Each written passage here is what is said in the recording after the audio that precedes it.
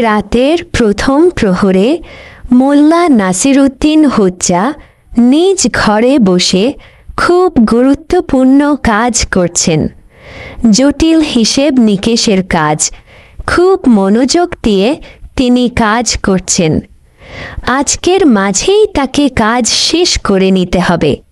সেই সন্ধ্যাতে তিনি কাজে বসেছেন। এখন সন্ধ্যা গড়িয়ে রাত। আকাশে খুব সুন্দর চাঁদ উঠেছে। চাঁদের আলো যেন ঠিকরে পড়ছে মুঠি মুঠি করে। জানালা দিয়ে চাঁদের আলো এসে সমস্ত ঘর আলোকিত করে নিয়েছে। তার কোনো দিকে খেয়াল নেই, আপন মনে কাজ করে চলেছেন।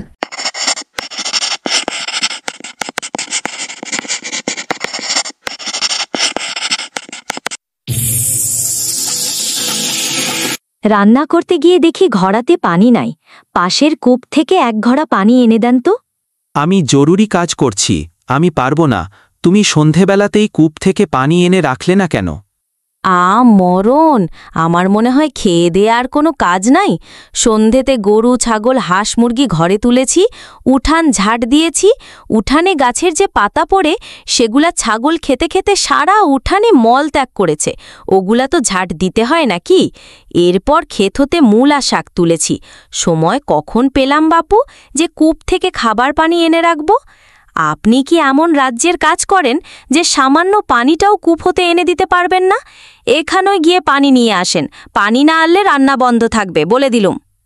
আমি ঘড়া তুলতে পারি না, পানি আনবো কি করে? উঠানে বালতি আছে, ওটা দিয়ে পানি এনে দেন। পানি নাই তো খাবার নাই। এই আমি গেলাম। এজন্যই বলি, সখী গো, সংসার আমার ভাল লাগে না। সংসার বিষের বড়ি, কেউ সহজে খেও না। কি বললেন? শুনতে পাইনি। কই কিছু বলি নাই তো। আসলে বলছিলাম তোমার কণ্ঠটা কি মিষ্টি, শুনলে মন চায় আরও শুনি। সারা দিন শুনলেও মন ভরবে না। কণ্ঠ তো নয়, যেন কোকিলের সুর। আহা, কি সেই সুমধুর ধ্বনি, বার বার কানে বাজে। হয়েছে, আর ঢং করতে হবে না। আমার শরম করে। পাশের কক্ষে বাচ্চারা আছে, শুনতে পাবে। এখন গিয়ে পানি নিয়ে আসেন তো পাশের কূপ থেকে। এই রাতে আমাকে পাঠাচ্ছে কূপ হতে পানি আনতে। আমার কত কাজ পড়ে আছে, তার কথা কে শোনে? সে নাকি কোকিল কণ্ঠী। ধূর ছাই, কাকের চেয়েও কর্কশ গলা। শুনলে মনে হয় কানে বাজ পড়ছে। পেতনি, শাকচুন্নি একটা। মানুষের কপালে কত ভালো ভালো বউ জোটে, আর আমার গলায় জুটেছে একটা পেতনি। রাত বিরাতে আমাকে দিয়ে কাজ করায়। আসলে সংসার একটা ঝামেলা। সত্যি বলতে ঝামেলা বলা যাবে না, এটা একটা কঠিন পরীক্ষা ক্ষেত্র।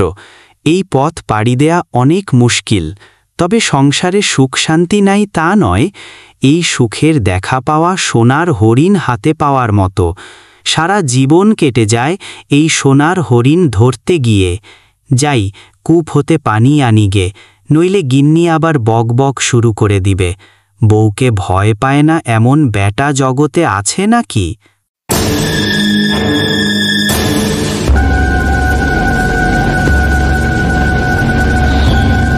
মুখে এক রাশ বিরক্তিভাব নিয়ে মোল্লা চলেছে কূপ হতে পানি আনতে। কূপটা মোল্লার বাড়ি হতে বেশ খানিকটা দূরে।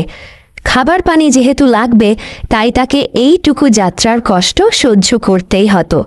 মোল্লা হাঁটছে আর মনে মনে গিন্নির 14 গোষ্ঠী উদ্ধার করছে। হঠাৎ মোল্লা আকাশের পানে তাকিয়ে উজ্জ্বল চাঁদটা দেখে বেশ পুলকিত হল। আজকের চাঁদটাকে বেশ বড় মনে হচ্ছে। হয়তো আজ পূর্ণিমা। জ্যোৎস্নার আলোতে পথঘাট সব স্পষ্ট দেখা যাচ্ছে। মোল্লা হাঁটছে আর অবাক হয়ে এই বিশাল বড় চাঁদকে দেখছে। কি সুন্দর চাঁদ, মনটা ভরে গেল। এই জন্যেই কবিরা চাঁদ দেখে কবি হয়ে ওঠে। দিস্তায় দিস্তায় কাগজ শেষ করে কবিতা লেখে। ওমা, চাঁদটা দেখি আমার সাথে সাথে হাঁটছে। আমি দ্রুত হাঁটলে চাঁদটাও দ্রুত হাঁটে, আর আমি দাঁড়িয়ে গেলে চাঁদটাও দাঁড়িয়ে যায়। আরে আরে, চাঁদটা দেখি এখন আমার সাথে লুকোচুরি খেলছে, মাঝে মাঝে মেঘের আড়ালে গিয়ে লুকিয়ে পড়ে। কি দুষ্টু চাঁদ রে বাবা, একেবারে বাচ্চাদের মতো লুকোচুরি খেলছে আমার সাথে। শোনো চাঁদ মামা, আমার এখন অনেক কাজ, কূপ হতে পানি আনতে হবে। তোমার সাথে খেলা করার সময় নাই, আমি চললাম বাপু।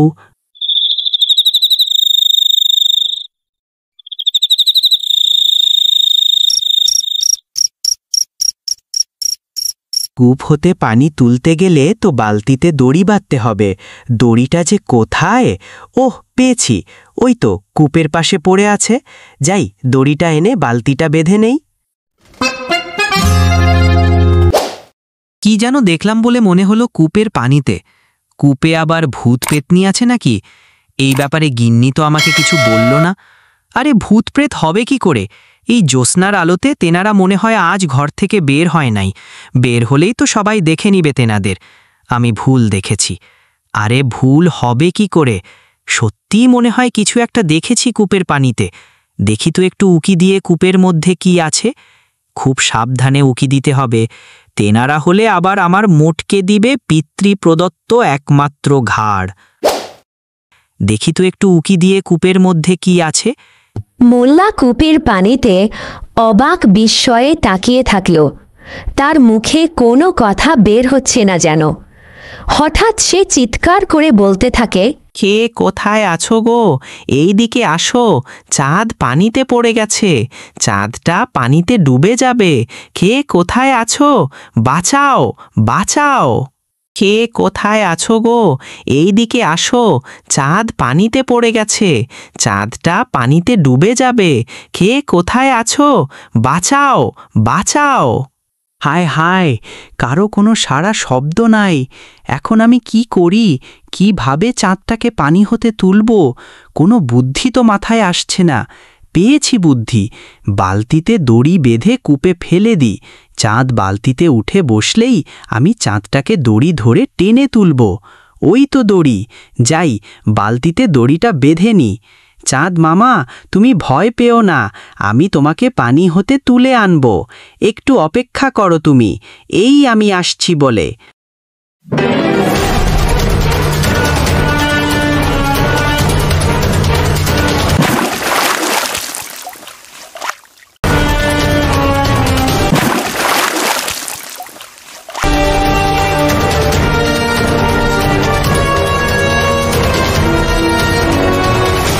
মোল্লা বালতি পানিতে ফেলে দড়িটা প্রাণপণে টেনে ওপরে তোলার চেষ্টা করছে তো করছেই, কিছুতেই বালতি ওপরে উঠে আসছে না।